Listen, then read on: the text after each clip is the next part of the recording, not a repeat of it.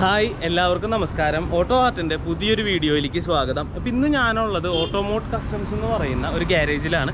അപ്പോൾ ഈ ഗ്യാരേജ് സ്ഥിതി ചെയ്യുന്നത് തൃശ്ശൂർ ജില്ലയിലാണ്. തൃശ്ശൂർ ജില്ലയിൽ നടത്തറയൊക്കെ കഴിഞ്ഞിട്ടാണ് ഈ ഒരു ഗ്യാരേജ് വരുന്നത്. അപ്പോൾ എന്തുകൊണ്ടാണ് ഇവിടെ എന്ന് വെച്ച് കഴിഞ്ഞാൽ നമ്മുടെ ഈബിൾ ജെറ്റിൻ്റെ, അതായത് ഈബിൾ ജെറ്റിൽ എബിനും ലിബിനും അറിയാലോ, അവരുടെ ഒരു വാഹനം, അതായത് അവരാക്കി മാറ്റി അവരുടെ നെപ്പോളിയൻ ഇവിടെ റീസ്റ്റോറേഷന് കൊണ്ടുവന്നിട്ടുണ്ട്. അപ്പോൾ ആ ഒരു വാഹനത്തിൻ്റെ വിശേഷങ്ങളാണ് ഇന്നത്തെ വീഡിയോയുടെ കണ്ടന്റ് എന്ന് പറയുന്നത്. എല്ലാവർക്കും ഒരിക്കൽ കൂടെ ഓട്ടോ ആർട്ടിൻ്റെ പുതിയൊരു വീഡിയോയിലേക്ക് സ്വാഗതം. ഇതാണ് നമ്മുടെ ഓട്ടോമോട്ട് കസ്റ്റംസ് എന്ന് പറയുന്ന സ്ഥാപനം. അപ്പോൾ കണ്ടില്ലേ, അതിൻ്റെ ഫ്രണ്ട് നിന്നുള്ള വ്യൂ ഒക്കെ ഇങ്ങനെയാണ്.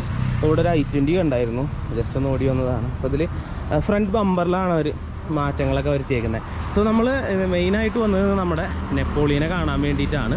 അപ്പോൾ നെപ്പോളിയൻ്റെ കാര്യങ്ങൾ പറഞ്ഞു തുടങ്ങുന്നതിന് മുന്നേ ആർക്കെങ്കിലും ഈ ബുൾജെറ്റിനെ അറിയില്ലെങ്കിൽ, എബിനും ലിബിനും അറിയില്ലെങ്കിൽ ഒരു ചെറിയൊരു സമയം അവരാരാണെന്നൊന്ന് പറയാൻ വേണ്ടിയിട്ട് ഞാൻ എടുക്കുകയാണ്.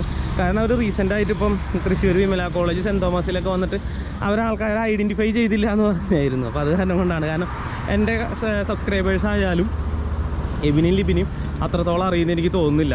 കുറച്ച് പേർക്കൊക്കെ അറിയായിരിക്കും, പക്ഷേ ഭൂരിഭാഗം ആൾക്കാർക്ക് കുറവായിരിക്കും. അത് കാരണമാണ് ഞാൻ ഈ ഒരു സംഭവം ആഡ് ചെയ്യുന്നത്. പിന്നെ അവർ തന്നെ ഓൾറെഡി പറഞ്ഞു അവരാൾക്കാരെ ഐഡൻറ്റിഫൈ ചെയ്തിട്ടില്ല എന്ന്.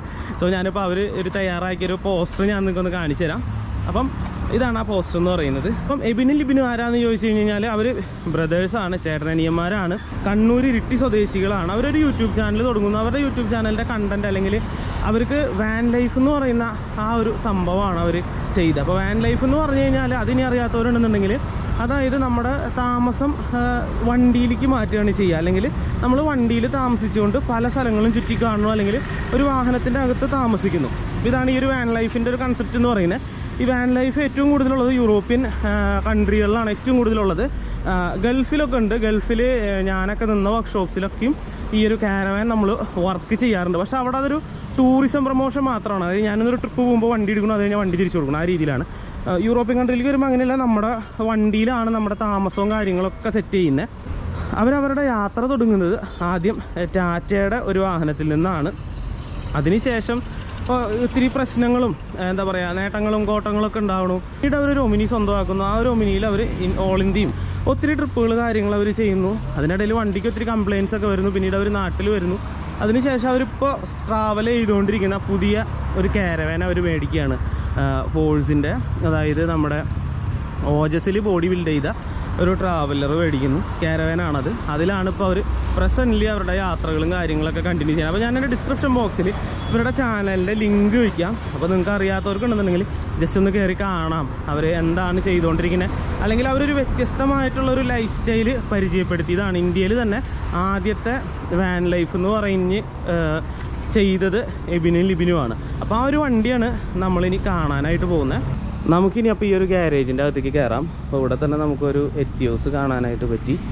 അപ്പോൾ അകത്തേക്ക് വരുമ്പോൾ ഒത്തിരി വണ്ടികളുണ്ട് കേട്ടോ. ഇത് പഴയ BMW 7 സീരീസാണ്. വെൻഡോ ഉണ്ട്, പോളോ ഉണ്ട്.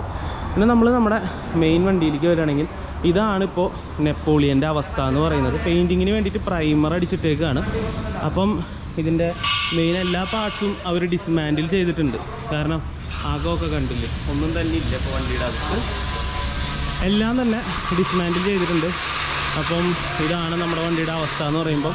അപ്പോൾ പുതിയ ബ്രേക്കിൻ്റെ കേബിൾസ് കാര്യങ്ങളൊക്കെയാണ് വന്നേക്കുന്നത്, ഹാൻഡ് ബ്രേക്കിൻ്റെ. അപ്പം എല്ലാ സാധനങ്ങളും മാറ്റിയാണ്. ലീഫൊക്കെ എന്താണാവും ഇങ്ങനെ കേട്ടോ. ഇത് നമ്മൾ ഇങ്ങോട്ട് നോക്കുകയാണെന്നുണ്ടെങ്കിൽ നെപ്പോളിയൻ്റെ ഹൃദയം കാണാം. ഇതാണ് നെപ്പോളിയൻ്റെ എൻജിൻ എന്ന് പറയുന്നത്. അപ്പോൾ ഇതിനൊക്കെ ഒത്തിരി പ്രശ്നങ്ങളുണ്ടായിരുന്നു. എനിക്കറിയുകയാണെന്നുണ്ടെങ്കിൽ ഇതിന് ക്ലച്ച്, ഗിയർ ബോക്സ്, ഈ വക പണികളൊക്കെ ഉണ്ടായിരുന്നു. കുറേ പ്രോബ്ലംസ് ഉണ്ടായിരുന്നു ഈ ഒരു വണ്ടിക്ക്. അവരെടുത്തത് അത്ര ഒരു ഫുള്ളി കണ്ടീഷനായിട്ടുള്ളൊരു വണ്ടിയൊന്നുമല്ല. അപ്പം ഇതാണ് നമ്മുടെ നെപ്പോളിയൻ്റെ പ്രസൻറ്റ് സിറ്റുവേഷൻ എന്ന് പറയുന്നത്. അപ്പോൾ അതെ, ഇതാണ് നമ്മുടെ ഈബിൾ ജെറ്റിനെ അല്ലെങ്കിൽ എബിനും ലിബിനും ഇന്ന് കാണുന്ന രീതിയിലേക്ക് അവരെ മാറ്റിയെടുത്ത അവരുടെ സ്വന്തം വണ്ടി എന്ന് പറയുന്നത്. അപ്പോൾ പെയിൻറ്റിങ്ങിന് വേണ്ടിയിട്ട് വെയിറ്റ് ചെയ്ത് കിടക്കുകയാണ്. ഈ ഒരു വണ്ടിയിൽ എന്തൊക്കെ ഓൾട്രേഷൻസ് ആണ് ഇനി ചെയ്യാൻ പോണേ എന്നുള്ള കാര്യങ്ങളൊക്കെ നമുക്ക് ഈ ഒരു വർക്ക്ഷോപ്പിൻ്റെ ഓണർ കൂടി ഉണ്ട്. അപ്പോൾ ആളുടെ അടുത്ത് ചോദിച്ച് മനസ്സിലാക്കാൻ എന്തൊക്കെ വർക്കാണ് ചെയ്യാൻ പോണേന്ന്. ഇപ്പം എൻ്റെ കൂടെയുള്ളത് ഫ്രെഡി എന്ന് പറയുന്ന ചേട്ടനാണ്. ഈ ഓട്ടോമോട്ട് കസ്റ്റംസിൻ്റെ ഓണറുടെ ബ്രദറാണ് ആൾ. അപ്പോൾ ആളുടെ അടുത്ത് ചോദിക്കാം, കാരണം ആളൊക്കെ കൂടിയിട്ടാണ് ഈ ഒരു വണ്ടി ഇന്ന് ഇവിടേക്ക് എത്തിച്ചേക്കുന്നത്. ഇപ്പോൾ ലിഫ്റ്റിലുണ്ട് വണ്ടി. അപ്പം നമ്മൾ എന്ത് ഓൾട്രേഷനാണ് ഈ വണ്ടിയിൽ ചെയ്യാനായിട്ട് ഉദ്ദേശിക്കുന്നത്? വണ്ടി എത്തിച്ചിട്ട് 2 മാസമായി. നമ്മളിപ്പോൾ ഓൾറെഡി അതിൻ്റെ പാച്ച് വർക്കുകളൊക്കെ ഒരു കഴിഞ്ഞു. പിന്നെ ഇത് ചെയ്യാനുള്ള വർക്ക് എന്ന് പറഞ്ഞു കഴിഞ്ഞാൽ നമ്മൾ ടോട്ടൽ കംപ്ലീറ്റ് റിസ്ട്രക്ഷനാണ് നമ്മൾ ഉദ്ദേശിക്കുന്നത്. അപ്പോൾ നമ്മൾ അതിൻ്റെ മെക്കാനിക്കൽ വർക്കുകളായിട്ടുള്ള ആദ്യം നമ്മൾ എഞ്ചിനും ഗിയർ ബോക്സ് അസംബ്ലിയൊക്കെ ചെയ്തു, ഫുൾ രജിസ്ട്രേഷൻ ചെയ്തു. Engine gear box full registration ചെയ്തു. ഇപ്പം ഇനി ചെയ്യാനുള്ളത് മെക്കാനിക്കൽ അതിൻ്റെ ലിങ്ക് റോഡ്, ലോവർ ആം, സസ്പെൻഷൻ, ആ അടിയിൽ കാണുന്ന ലീഫൊക്കെ നമ്മൾ ചേഞ്ച് ചെയ്യാനുള്ളത്. ആ ലീഫ് ടോപ്പിലിരിക്കുന്ന കംപ്ലൈന്റ് ഉണ്ടെന്ന് തോന്നുന്നല്ലേ? ലെഫ്റ്റ് ഇതുണ്ട്, കണ്ടപ്പോൾ തോന്നി ചാഞ്ഞിട്ടിരിക്കുന്നത് ഫുള്ള് കംപ്ലീറ്റ് മാറ്റാനുള്ള കാര്യം. ഓക്കെ. പിന്നെ ചെയ്യാനുള്ള വർക്ക് എന്ന് പറഞ്ഞാൽ കംപ്ലീറ്റ് വയറിങ്, പെയിന്റിങ്. നമ്മൾ പ്രൈമർ അടിച്ചല്ലേ ഇട്ടേക്കുന്ന വണ്ടി? 2K പ്രൈമർ അടിച്ചിട്ട് ഓക്കെ. അത് ചില ഭാഗങ്ങളൊക്കെ ചെറിയ പാച്ച് വർക്കുകൾ കംപ്ലീറ്റ് ചെയ്യണം. ഓക്കെ. ചെറുതായിട്ട്. അതെന്താ കാരണം വെച്ചാൽ ഫ്രണ്ടിൽ നമ്മൾ പഴയ കിഡ്നാപ്പറിന്റെ പോലെ ആക്കാനുള്ള പരിപാടിയായിരുന്നു. Round head. അത് പിന്നീട് നമ്മളിത് വേണ്ട വെച്ചാൽ ആ ഭാഗം മാത്രം നമ്മൾ വിട്ടു. ബാക്കിയെല്ലാം പാച്ച് ചെയ്യുന്നുണ്ടല്ലേ? ഇപ്പൊ അത് പാച്ച് ചെയ്യണം. പിന്നെ ടോട്ടൽ അപ്പോൾസ്ട്രി, പിന്നെ ചെറിയ പണികൾ, മാറേണ്ട സാധനങ്ങളൊക്കെ നമ്മൾ മാറുന്നുണ്ടല്ലേ? ഓക്കെ. പിന്നീട് ചോദിക്കാനുള്ളത് വെച്ചാൽ നമ്മൾ ഇനി ഇത് ഏത് നിറത്തിലേക്ക് മാറ്റാനായിട്ട് പോകണം? ഒറിജിനൽ ബ്ലൂ കളർ തന്നെ, അതേ കളർ തന്നെ.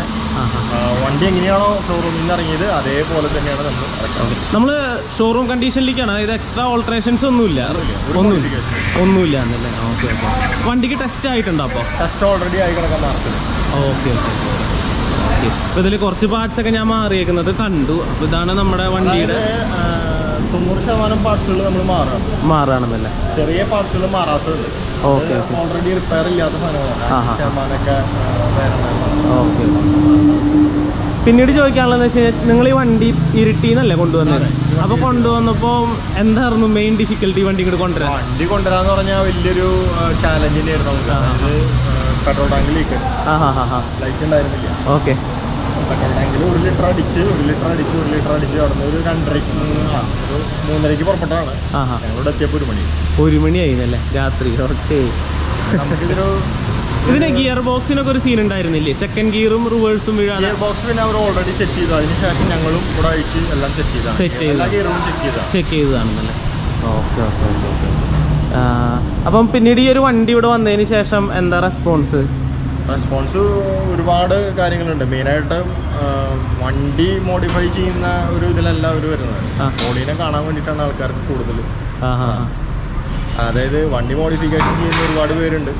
അപ്പൊ അവർക്കത് അതിനോടല്ല കൗതുകം ഒമ്നിയോടാണ്. പിന്നെ നമുക്ക് ഓൾറെഡി ഞങ്ങളിവിടെ 8 വർഷമായിട്ടുള്ളതാണ്. ഞങ്ങൾ യൂട്യൂബ് ചാനൽ ബൂസ്റ്റ് ചെയ്തത് നെപ്പോളിയൻ വന്നതിന് ശേഷമാണ് നമ്മൾ യൂട്യൂബ് ചാനലൊക്കെ. നമുക്ക് ബിസിനസ് പരമായിട്ട് നോക്കുമ്പോൾ ഒരു 10% ഹൈക്കൊക്കെ ചെറിയ വ്യത്യാസം വന്നിട്ടുണ്ടെന്നല്ലേ? ഓക്കെ. വല്ലാണ്ടൊന്നുമില്ല.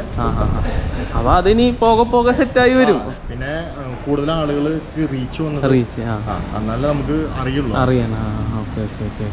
അപ്പോൾ ഇതൊക്കെയാണ് നമ്മുടെ നെപ്പോളിയൻ്റെ വിശേഷം എന്ന് പറയുന്നത്. അപ്പോൾ ഫ്രെഡ് ചേട്ടാ ഒത്തിരി നന്ദി ഇത്രയും സമയം നമ്മളായിട്ട് ചിലവഴിച്ചതിന്.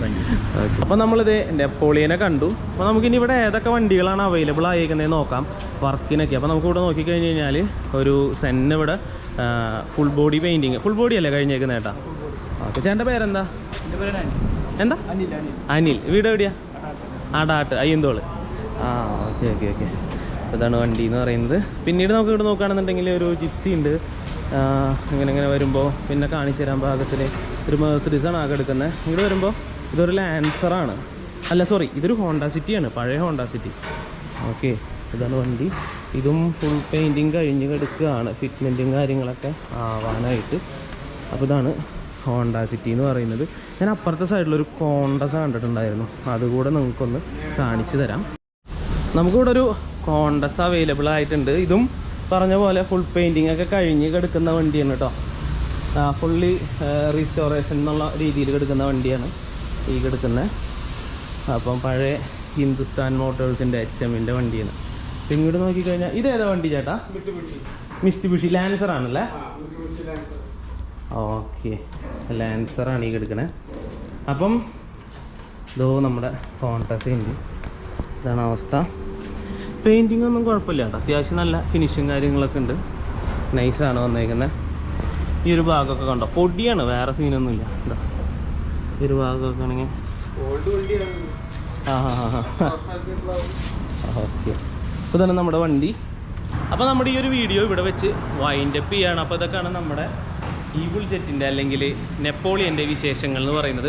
വരും ദിവസങ്ങളിൽ പുതിയ വാഹനങ്ങളുടെ വിശേഷങ്ങളായിട്ട് ഞാൻ വീണ്ടും വരാം. അപ്പോൾ ഈ വീഡിയോ ഇഷ്ടമായിട്ടുണ്ടെന്നുണ്ടെങ്കിൽ ഒന്ന് ലൈക്ക് ചെയ്യുക, ഷെയർ ചെയ്യുക. അതുപോലെ തന്നെ നമ്മുടെ ചാനലൊന്ന് സബ്സ്ക്രൈബ് ചെയ്യേണ്ട കാര്യം ഒന്ന് കൺസിഡർ ചെയ്യുക. വരും ദിവസങ്ങളിൽ പുതിയ വീഡിയോസായിട്ട് വീണ്ടും വരുമെന്ന ശുഭപ്രതീക്ഷയോടെ ഇസ്മി ഡി ജോ സൈനിങ് ഓഫ്.